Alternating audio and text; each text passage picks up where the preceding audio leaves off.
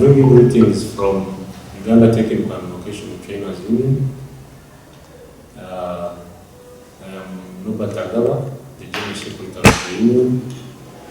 Seated with me here are the NEC members, that is members of the National Executive Council, who have been meeting here at Grace Courts for the meeting today, the 14th of August 2026. We've come up with many resolutions as the NEC, which will be taken to the annual leaders conference for approval so that they can be implemented by the Secretariat. There are many things that have been going on in Tibet, as we all know. So we sat here, we deliberated, and we made resolutions. But I wanted to give an update of how far the Union has gone in as far as addressing issues affecting us as trainers is concerned. One, we've been having issues of fashion and design trainers who are designated as non-science by public service. A battle that we have taken from last year up to now, and we are still moving. We've been having an issue of workshop technicians who were removed from the SCM system under the VTIs. Then workshop assistants who have been recently designated as workshop attendants. All these challenges have come. We've been engaging Ministry of Education, which is very positive with our position. They went ahead to write formally to the Ministry of Public Service regarding all these issues, but the hurdle is still with the Ministry of Public Service, which we are still engaging. You all know that yesterday, the 13th of August, a team of 11 people represented the Union to meet the Education Committee of Parliament. We engaged with them.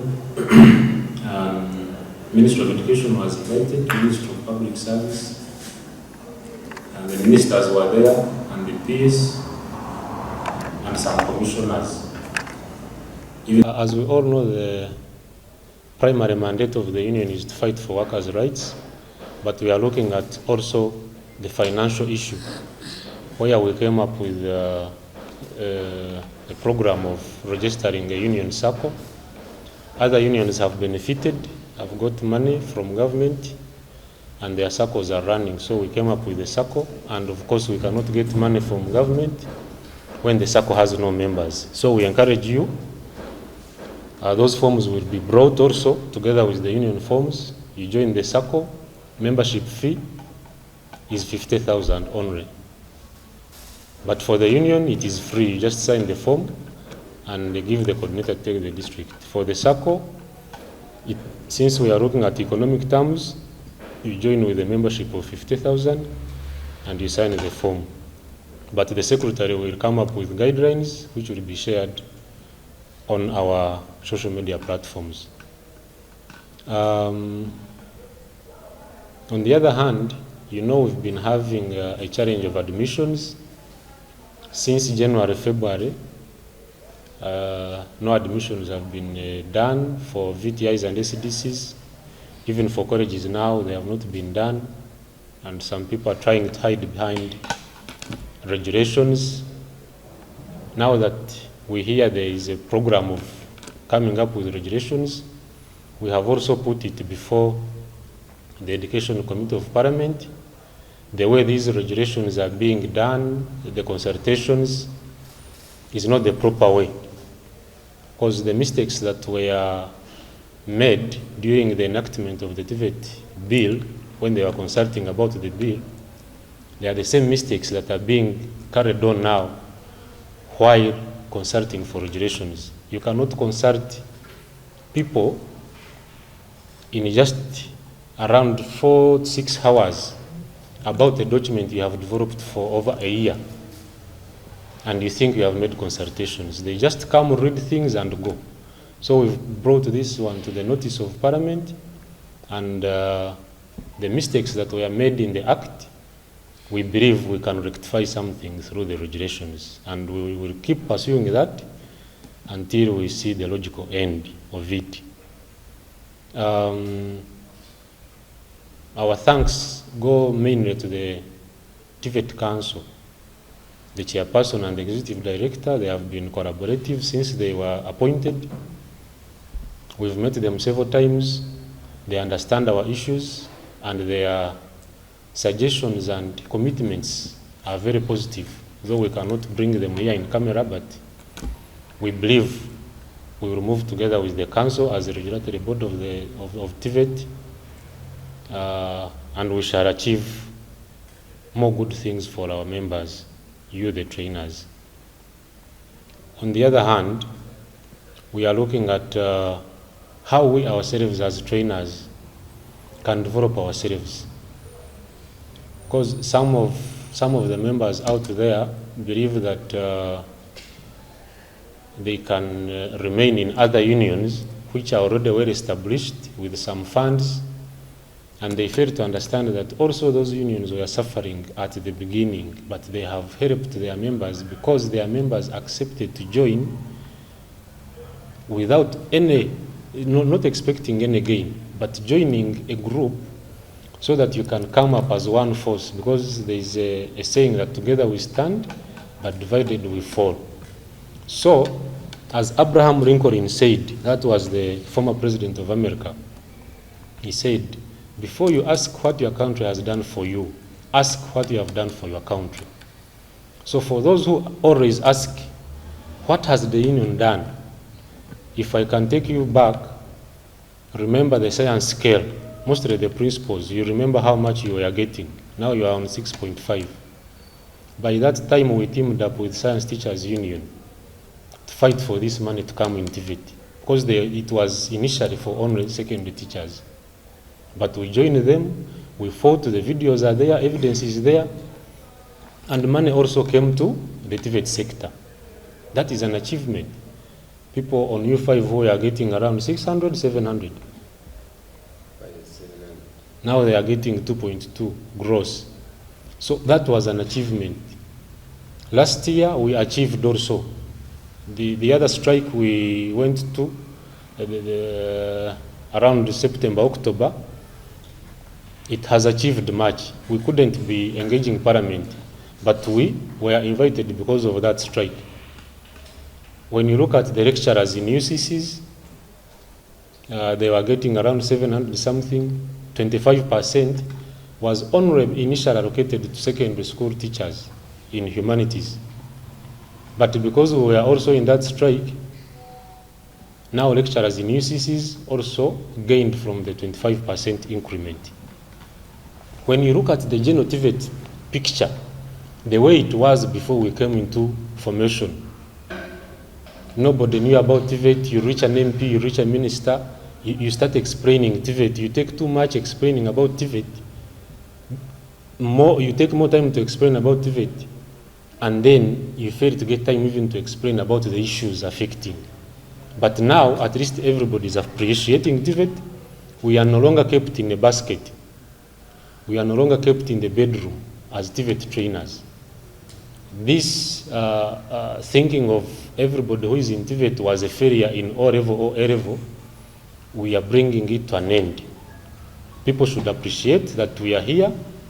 Nobody failed to come to TVET. It is by choice. We came here by choice. And you cannot be a skilled person when you are intellectually bankrupt. We are in TVET because we are able, both intellectually and physically. We can read and we can do. That is the skills.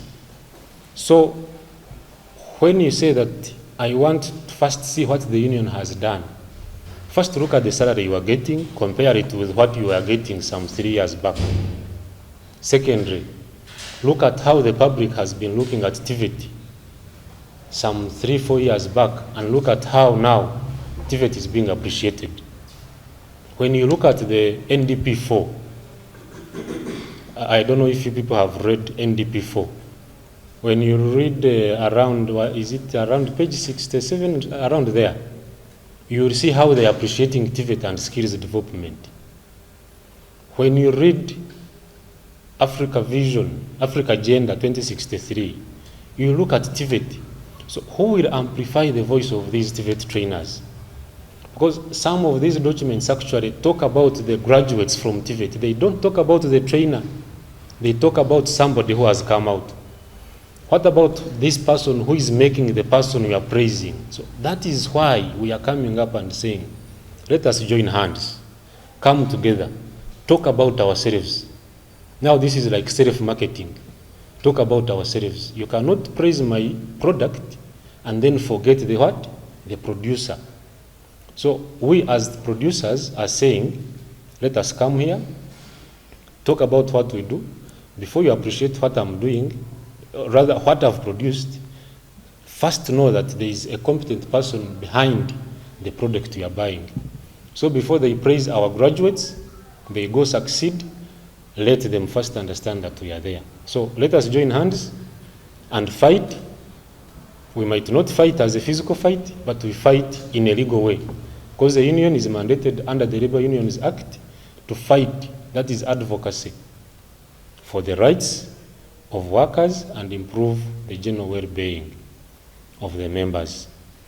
I want to thank you so much, and I want you to believe in this leadership you are seeing around here.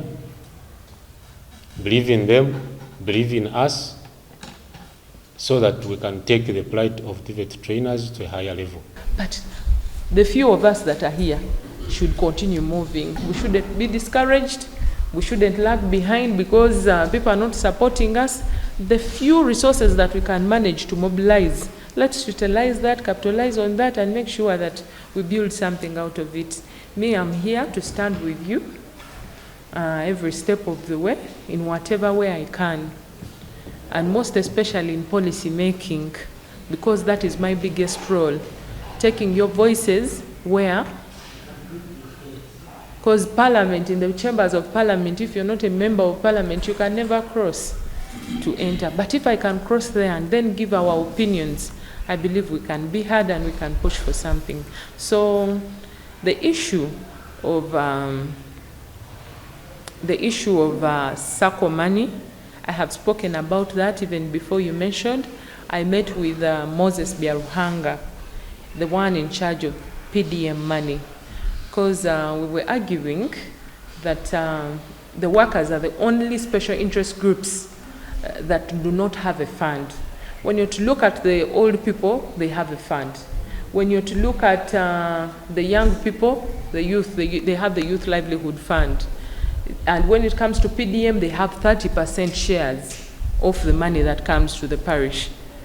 You look at the women, they have SACCOs. When you look, they have money, they have a fund. When you're to look at the people in the community, they also have yoga, they have PDM. It's only the workers that lack a fund. So we were negotiating on how best, because we have been discriminated in these places, in our areas. Remember, we are workers. As a worker, you're born in Busia, you're working in Kampala, you're working in Matuga, you're working in Arua, you're in Vura, you're in different places. And then when you're to access this money, they will tell you to go to your chairperson, village chairperson, so that he can give you a stamp so that you can be able to access the money at the sub-county. As you go to your chairperson, LC1, he will tell you you're not a resident of this area. What if we give you the money and you now decide to go back to your area? Where shall we find you? So people end up missing on government opportunities. And then also they believe that as workers, we are firm, we are steady. We don't need special intervention from government. And this is not the case really, because you look at people earning, but these are people who are earning 300,000, 400,000, and with the economy, the current economy of the country, this is like a drop in an ocean. You have children, you have a wife, you have a husband, you have a family that is dependent of you. You know, we have a lot that is taking place. You will go to government schools, you're required to even pay a fee, an extra fee. I think you've been seeing this on TV, corruption with Balaam.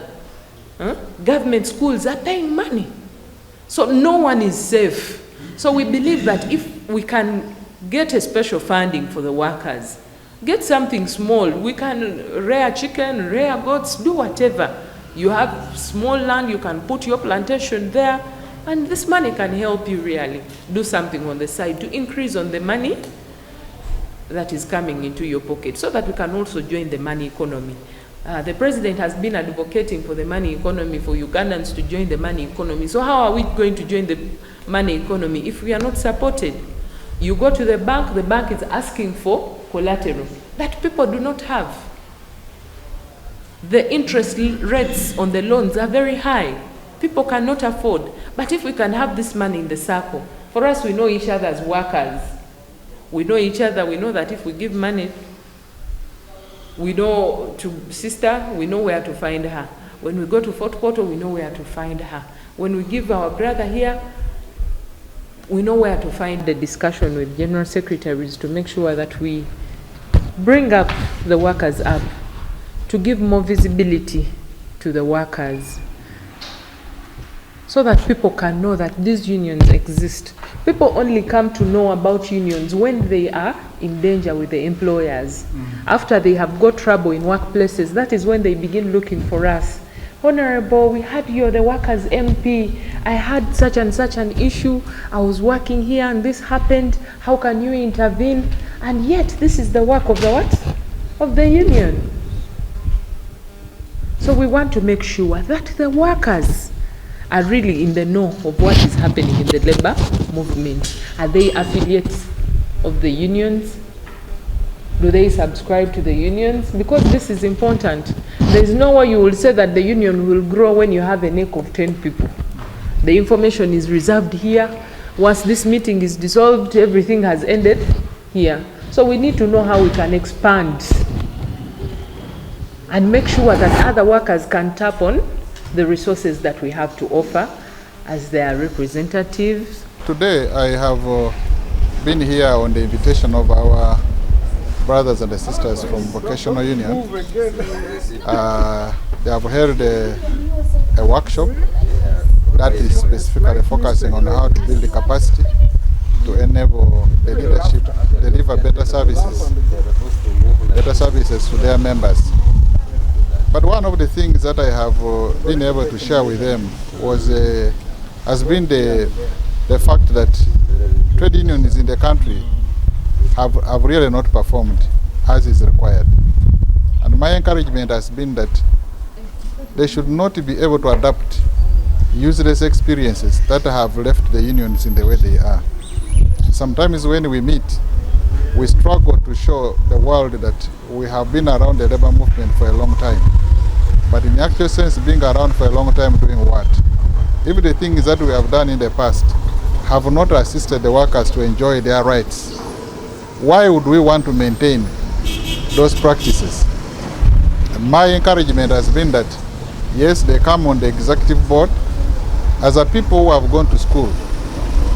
People who have gone to school with new energies. They should be very creative and innovative in regard to what it is that must be done to help the workers of Uganda. Adopting old experiences is not going to be very useful to help them or to help the workers of Uganda. And besides, there has got to be a mechanism through which the leaders can be able to function countrywide, even when they are not there.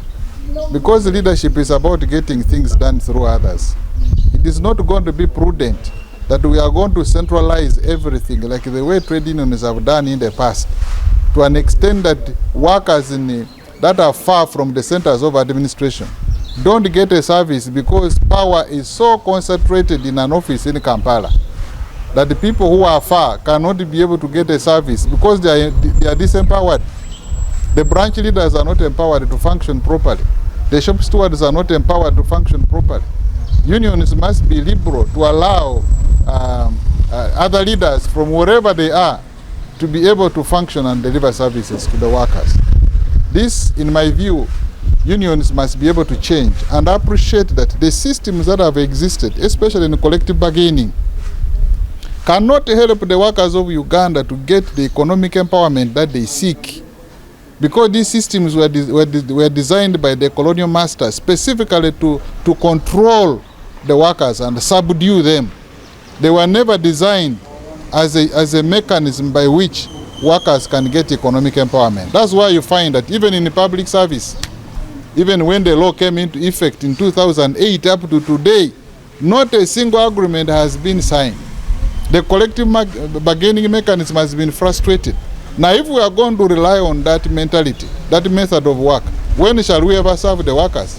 2008 up to today, not even a single agreement in government has been signed and concluded and implemented. And for us, we are seated very comfortably as trade unions. We don't even have a sense of urgency to say, no, this system that has not worked, what must we be able to do to ensure things function better? This is what I've been able to share with the colleagues here in the meeting today.